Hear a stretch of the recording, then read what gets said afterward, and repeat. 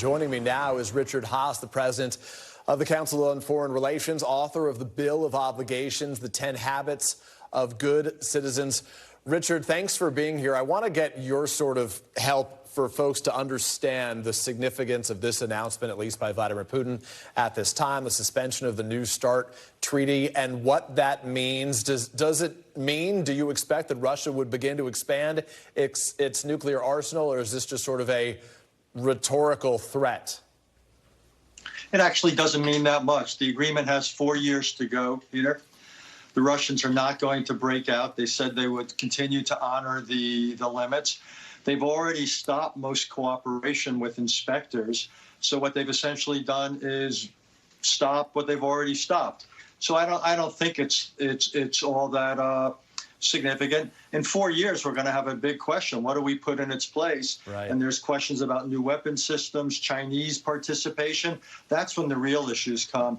But in the short run, it doesn't really change a whole lot. And I think it also reflects the reality that Russia's last remaining vestige of being a great power, besides energy, is nuclear weapons. So I think their enthusiasm for restraining nuclear weapons is limited. So how much, I guess, perhaps does it say in terms of the damage done to the relationship between the United States and Russia right now? Clearly, they have bigger issues, what's going on in Russia. But, I mean, this only escalates the tension between the two sides. Yeah, there's essentially no relationship. Let's call a spade. This is one of the last vestiges of the previous relationship. It's on life support. But there isn't really much, if any, relationship anymore. How worried do you think China is about the announcement by Vladimir Putin today? Well, I don't think they're that worried. I think they're more worried about the direction of the war. China cast its lot with Russia, so Xi Jinping has put his prestige on the line. It's almost the equivalent of a bad investment so far. And I think the most interesting question of the next few days and weeks is, does China ramp up its support for Russia?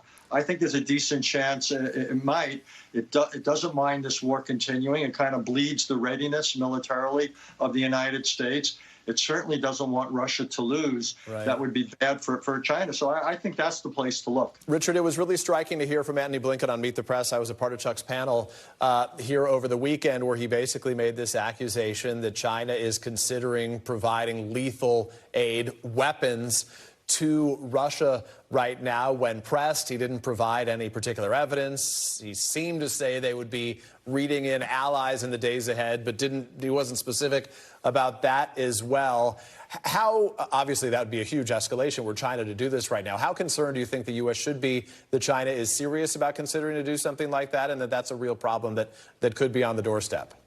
Oh, it is real, and that guarantees this would be a prolonged war. I think that's likely anyhow.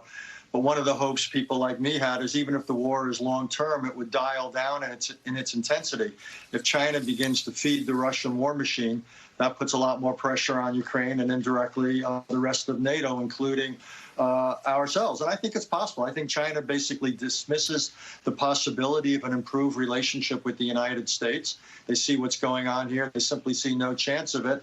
And I really don't think there's that many penalties left to impose. Indeed, the Europeans may be reluctant to introduce certain economic penalties because several of them are so dependent on trade with China. And Richard, according to the latest NBC News poll, I think the number is roughly 41% of Americans right now say that they are satisfied by President Biden's handling of this war. That means that most are not. There are no U.S. boots on the ground, but maybe $100 billion has been spent, about $30 billion in direct military aid to Ukraine right now. How as a president, how as an administration, do you not just win over Mitch McConnell, who said this is critical, we got to stick to it, it's the most important effort in the world, but the American people right now who may be experiencing a type of fatigue by the amount of money and the effort that's being spent overseas?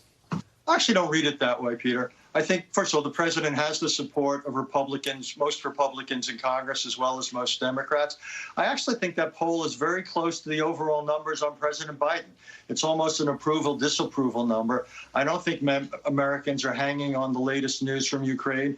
I'd be surprised if most Americans, if any Americans, essentially voted on the basis of our Ukraine policy at the midterms. And I actually think the president's done a good job. So I don't take that poll all that seriously. All right. Yeah, appreciate your thoughts on that and your perspective always. Richard Haass, thank you very much. Thanks for watching our YouTube channel. Follow today's top stories and breaking news by downloading the NBC News app.